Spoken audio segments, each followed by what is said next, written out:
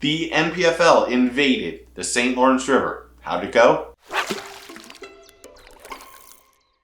Welcome back to the channel. Welcome back to the vlog. If you're new, my name is Steve Chapman. The National Professional Fishing League, the league, invaded and took over Massena, New York for their tournament on the St. Lawrence River. And if you missed the 3 days of fishing, and you can watch it on YouTube, it's still available, it was exceptional. Now, I really felt like this was going to be a tournament that might be tough for the anglers because they didn't have the opportunity to use forward-facing sonar. Remember, the NPFL has prohibited forward-facing sonar in all their tournaments for this year, and I think the upcoming years too, because they've really seen an increase in fan reaction and viewership because of their stance, and a lot of fans not liking forward-facing sonar. Now, this tournament happened on Wednesday, Thursday, and today, Friday. It actually just finished.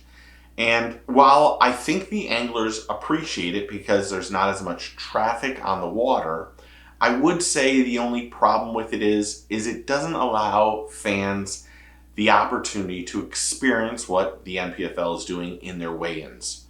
And getting fan involvement in those weigh-ins from last tournament and this tournament has been, unfortunately, little to none. And if the people who are supporting the NPFL by paying them to show up, Massena, New York, and hopefully having a crowd show up of fans at the weigh-in, it just isn't happening the last two tournaments. And while I appreciate having the tournaments during the week, especially the last one because it was right before Father's Day, I think that if they don't start seeing more people attending the weigh-ins, that it could be detrimental to the league. Because if you're promising people to show up, and I don't know if they're promising people to show up, but if you're saying, look, we might be able to draw this crowd, or we got this many people to show up, and blah, blah, blah, that's part of the sales pitch of getting money from Massena and other places, and then no one showing up for the weigh-ins, it can be hurtful. And I got a lot of people that ask me, why do they not broadcast on day one? You have to remember, it is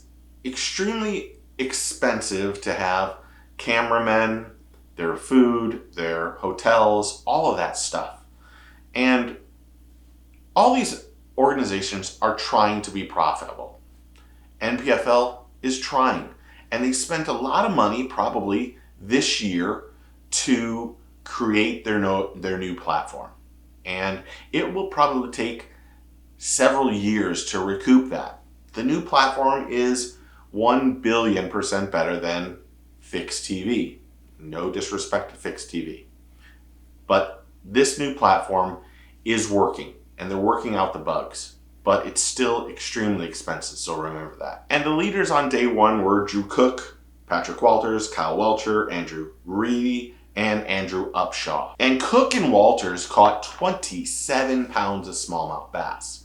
It was a perfect tournament. It was, if you missed this tournament, for whatever reason, you missed an absolutely amazing tournament. This was sight fishing. These were smallmouth fish, bed fish. This was perfect weather, perfect fishing. We saw floggers. We saw old school techniques. We saw minnows. We saw jig heads. We saw hair jigs. We saw vibrating jigs.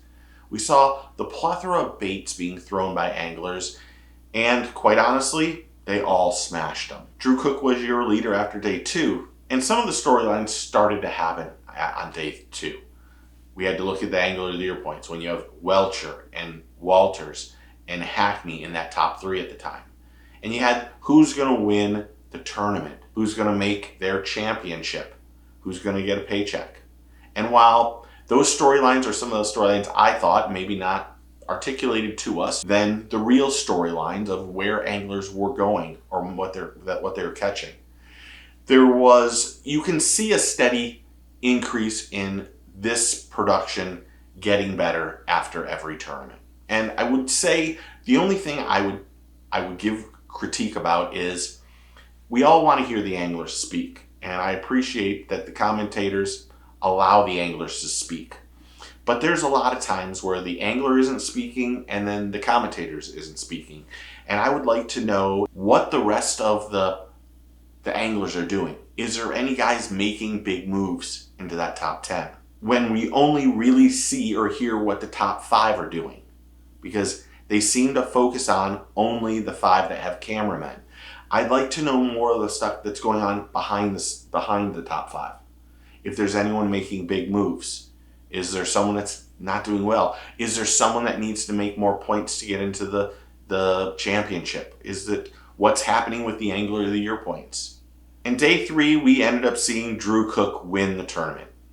Absolutely smashed it. He won wire to wire. And Drew is just one of those absolutely fantastic anglers. And the top 10 ended up being Drew Cook, Kyle Welcher, Andrew Upshaw, Patrick Walters, Justin Atkins, Scott Canterbury, Jason Christie, KJ Queen, Corey Casey, and Cole Harris.